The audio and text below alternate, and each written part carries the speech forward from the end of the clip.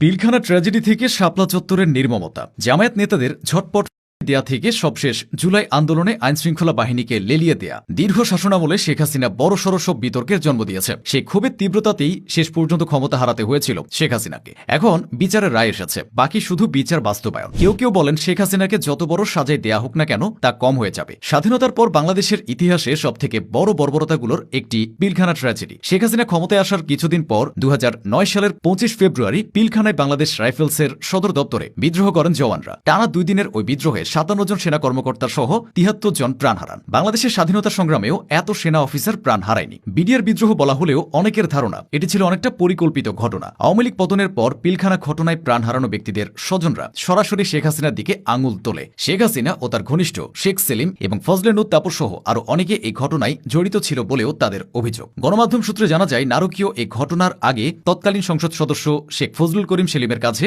দাবি দেওয়া নিয়ে গিয়েছিলেন কয়েকজন বিডিআর জওয়ান, যারা পরবর্তীতে বিদ্রোহের নেতৃত্ব দিয়েছেন। শেখ হাসিনার আরেকটি বড়সড় ভুল ছিল শাপলা চত্বরে ধর্মপ্রাণ মুসলিমদের উপর চড়াও হওয়া। 2013 সাল